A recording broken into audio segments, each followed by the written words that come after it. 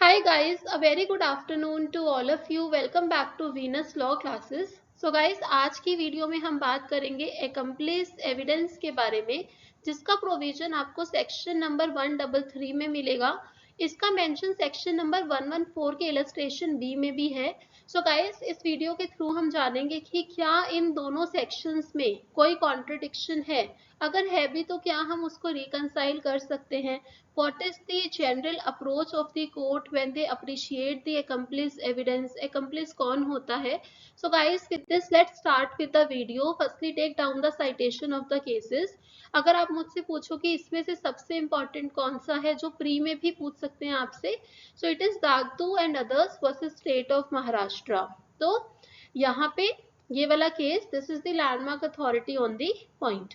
Now पहले हम law जानते हैं कि लॉ क्या कहता है। सेक्शन नंबर 114 कहता है कि कोर्ट प्रेज्यूम कर सकती है existence of certain facts having regard to common course of natural events, human conduct and public and private business in their relation to the facts of a particular case. यानी कि section number 114 एक discretion देता है court को, because it is मे प्रेज्यूम, एक discretion देता है court को कि आप कुछ फैक्ट्स की एग्जिस्टेंस को प्रेज्यूम कर सकते हैं having regard to the course of natural events, human conduct etcetera. फिर अगर हम इसके साथ इन्होंने कुछ इलस्ट्रेशंस दिए, तो अगर हम इलस्ट्रेशन बी को पढ़ते हैं तो यहाँ पे बोला जाता है कि N accomplice is unworthy of credit unless he is corroborated in material particulars। तो guys, accomplice कौन होता है? सपोज करो A है एंड B है, इन दोनों ने आपस में मिलकर, मतलब दोनों ने साथ में मिलकर किसी ऑफेंस को किया, सपोज C के अगेंस्ट। तो हम क्या बोलते हैं कि ये दोनों क्या थे? accomplice थे इस ऑफेंस में। और जब ये B सरकारी गवाह बन जाता है कि ठीक है, मैं टेस्टिमनी देने को तैयार हूँ ए के अगेंस्ट भी, और ऑब्वियसली अपना गिल्ट तो आप बोलते ही हो। तो यहाँ पे जब वो सरकारी गवाह बन जाता है तो हम उसको कहते हैं ही बिकम्स द अप्रूवर। तो ऐसे पर्सन के एविडेंस को हम क्या वेटेज देंगे, हम आज उसके बारे में बात करने वाले हैं। तो इलस्ट्रेशन बी ने तो कहा कि कोर्ट प्रेज्यूम कर सकती है कि एक accomplice का जो एविडेंस होगा that is not credible unless it is corroborated in material terms, material particulars। लेकिन साथ ही साथ अगर हम सेक्शन नंबर 133 देखें, जो accomplice कहते हैं, accomplice पे एक सेक्शन है, it says an accomplice shall be a competent witness, कि accomplice क्या होगा? एक competent witness होगा अगेंस्ट एन एक्यूज्ड पर्सन। अब देखो, हम accomplice को accused नहीं बोल रहे हैं, बिकॉज नाउ उसको पार्डन मिल गया और वो अप्रूवर बन चुका है केस में, सरकारी गवाह बन चुका है। सो यहाँ पे कहा जा रहा है कि उसके एविडेंस पे conviction is not illegal merely because it proceeds upon the uncorroborated testimony of an accomplice। तो एक प्रोविजन में तो आप कहते हो कि उसकी क्रेडिबिलिटी नहीं है because it is not corroborated, दूसरे में आप कहते हो कि it can be the sole basis of conviction, चाहे वो अनकॉरोबोरेटेड हो। तो ये काफी केसेस में आया कि क्या इन दोनों में कॉन्ट्रडिक्शन है, कि आपको कोई डाइकोटोमी दिख रही है इन दोनों प्रोविजंस में। सो यहाँ पे कोर्ट ने इस अप्रोच को रिकंसाइल किया। सपोज अगर आपको कोई क्वेश्चन आता है इस पे, तो आप इन पॉइंट्स को लिख सकते हैं, you may include these pointers in your answers. तो यहाँ पे कोर्ट ने ऑब्जर्व किया, तीनों ही केसेस का मैं आपको कंबाइंड रूलिंग दे रही हूँ। तो यहाँ पे बोला गया कि रीडिंग दीज टू इनैक्टमेंट्स टुगेदर, कि कोर्ट ने इंडिया में क्या कहा कि जो इंग्लैंड का लॉ है और जो इंडिया का लॉ है, इस रेस्पेक्ट में दोनों का ही लॉ क्या है? सेम। कि हमेशा कोर्ट अपने माइंड में रखेगी कि accomplice की जो टेस्टिमनी है it should be corroborated in material respects. तो पहले तो ये क्या होता था? रूल ऑफ प्रूडेंस, कि लॉ तो ऐसा नहीं बोलता, बिकॉज लॉ तो कह रहा है आप कन्विक्शन भी कर सकते हो, but as a matter of prudence ये बोला गया कि आप कॉरोबोरेशन रिक्वायर करोगे। फिर क्या हुआ? इसको हम यूनिवर्सली फॉलो करते रहे and now it has almost become a rule of law. that it is unsafe to act upon the evidence of an accomplice unless it is corroborated in material respects. So अब इसका क्या मतलब होता है material respect में हमें इसको corroborate करना है? इसका मतलब होता है that there has to be some independent evidence tending to incriminate the particular accused in the commission of the offence. कहने का मतलब है कि आपके केस में कोई और एविडेंस भी होना चाहिए जो उस एक्म्प्लिस के एविडेंस को सपोर्ट कर दे। सो सेकेंड पॉइंट, इसको मैं बाद में इसको हम टेकअप करेंगे पर बाद में करेंगे। फिर यहाँ पे बोला गया कि there is no antithesis between these two provisions, क्योंकि यहाँ पे मे बोला गया है। इट इज नॉट कि आप हमेशा इस प्रिजम्पशन को रेज करो ही करो। So what they are writing, may. तो उन्होंने कहा कि यहाँ पे एज सच कोई कॉन्ट्रडिक्शन नहीं है दोनों प्रोविजंस में। All the same, it is necessary to understand what has hardened into a rule of law is not that conviction is illegal if it proceeds upon the uncorroborated testimony of an accomplice, but the rule of corroboration. It must be kept in mind of the judge that corroboration may be dispensed with only when the particular circumstances of the case make it safe to dispense with it. मतलब यहाँ पे ये बोला गया कि जब भी court, ऐसा कुछ केसेस में ऐसा भी कहा गया कि जब आप डिस्पेंस करते हो किस चीज को कि इसकी कोरोबोरेशन नहीं हो, तो आपको रीजंस देने पड़ते हैं। Why do you think so, कि क्या आपके रीजंस रहे। तो ऐसा नहीं है कि आप कन्विक्ट कर दोगे तो बहुत प्रॉब्लम हो जाएगा, गलत है, नो, ऐसा नहीं है। बट हमेशा कोर्ट को अपने माइंड में ये लेकर चलना चाहिए कि कोरोबोरेशन इज रिक्वायर्ड। ठीक है। नाउ अब यहाँ पे हम बात कर रहे हैं कि एक्म्प्लिस एविडेंस की हम कोरोबोरेशन क्यों रिक्वायर करते हैं। What is the danger on acting on accomplice evidence. क्यों, आप इसको ना स्क्रीनशॉट ले लेना, बट मैं आपको जनरली बता रही हूँ। देखो क्या होता है कि पहले तो he is a person who has taken part in the crime. पहले तो आपने खुद ही क्राइम में क्या लिया है, पार्ट लिया है।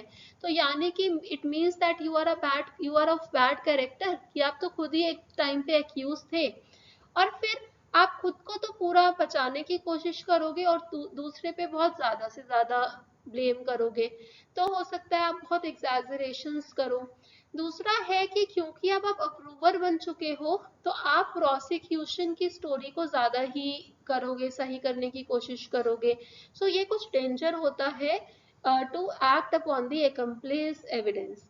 फिर कोर्ट ने कहा कि ये तो है ही है, प्लस और क्या डेंजर होता है कि क्योंकि आप उस क्राइम का हिस्सा रह चुके हो तो आपको ना पूरी जनरल आउटलाइन पता होती है कि क्या ट्रू है। तो आपके लिए बहुत इजी है कि आप उस स्टोरी पे वर्क कर सको, उसको इम्प्रूव कर सको और किसी इनोसेंट पर्सन को भी उसमें फंसा सको।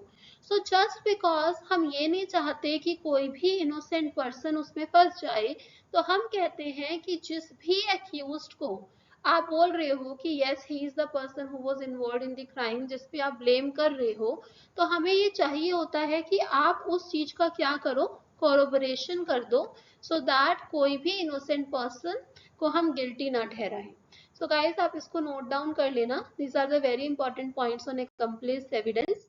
सो now what is the extent of corroboration. हमने कहा मटेरियल पर्टिकुलर्स, हम ये वर्ड यूज कर रहे हैं तब से, और कोरोबोरेशन होना चाहिए। सो गाइस इसका first point, it is very important, for it is not necessary that there should be independent confirmation of every material circumstance in the sense that the independent evidence is the case apart from the testimony of the accomplice should in itself be sufficient to sustain conviction। कहने का मतलब है कि हम ये नहीं कह रहे कि आपके पास जो इंडिपेंडेंट जो आपका एविडेंस है वो इतना ठोस हो, इतना सॉलिड हो कि उसी पे आप कन्विक्शन कर सकते थे। तो अगर देखो उस पे कन्विक्शन हो ही सकता था तो हम एक खुद ही जो उस क्राइम में खुद ही एक पार्ट रह चुका है, हम उसकी हेल्प क्यों ले रहे होते। समझ आती होगी आपको इतनी बात। तो यहाँ पे ऐसा रिक्वायर नहीं है कि इंडिपेंडेंट एविडेंस की हेल्प से कन्विक्शन वाज पॉसिबल। हम चाह रहे हैं कि बस इतना कोरोबोरेशन हो जाए कि एक्म्प्लिस की जो टेस्टिमनी है उसका जो एविडेंस है वो हमें ट्रू लगे। So that is what the requirement of corroboration is. अब अगर हम इसको पढ़े to quote Lord Reading, he says if it were required that the accomplice should be confirmed in every detail of the crime, then his evidence would not be essential for the case. फिर why we are requiring that evidence?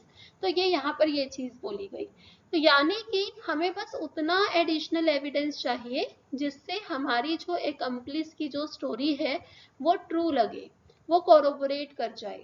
So this is the first point when you appreciate the evidences. Secondly, अब उन्होंने कहा कि ठीक है, आप ये तो बताओगे ही बताओगे कि ये ऐसे क्राइम है, जो भी चीजें आप दोगे, अब जो भी आप सर्कमस्टांसेस बता रहे हो ना, it should also connect with the accused. So it should connect और tend to connect the accused with it by confirming in some material particulars the testimony of the accomplice that the accused has committed the crime। कि आप ये show करो कि accused यही person है, इसने role play किया ये, और ये आप इसको ऐसे कनेक्ट कर पा रहे हो। तो यानी कि this does not mean that the corroboration as to the identity must extend to all the circumstances necessary to identify the accused.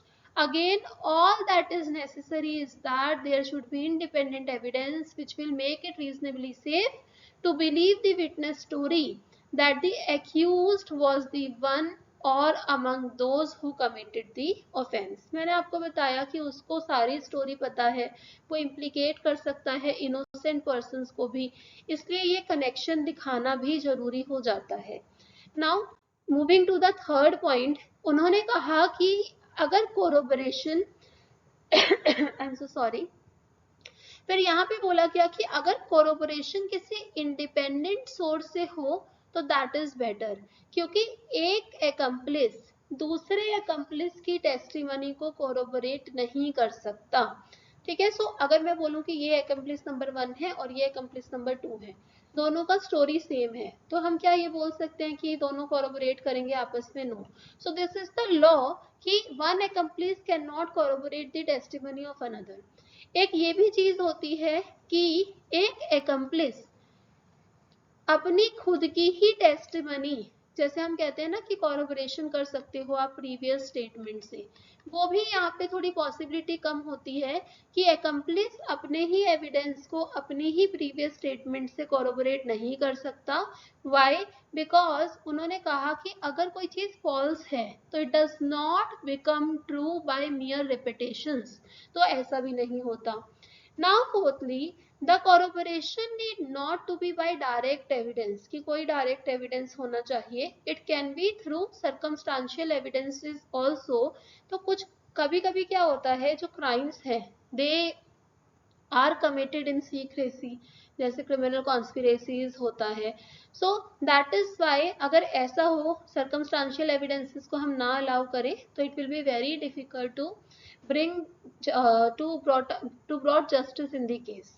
तो यहाँ पे ये चीज बोला गया कि आप सर्कमस्टांशियल एविडेंस से भी क्या कर सकते हो, कोरोबोरेशन इज पॉसिबल। तो हमने ये समझा कि what is the meaning of material particulars. इसका मतलब होता है कि बस आपको लगे कि there is a ring of truth in the evidence of accomplice. ऐसा नहीं है कि हमें बिल्कुल एक इंडिपेंडेंट चाहिए एविडेंस जिससे हम कन्विक्शन कर पाए, अदरवाइज नीड ही नहीं रहेगी कि हम किसी को अप्रूवर बनाएं। सो आई होप आपको वीडियो समझ आया होगा। These pointers they are very important for mains answer writing, आप इसको मेंस में यूज कर सकते हो। Thank you so much. So stay tuned with my channel. आप गाइस चैनल के साथ बने रहें सो दैट आपको और वीडियोस मिले important topics of evidence law पे। Thank you, take care, keep studying.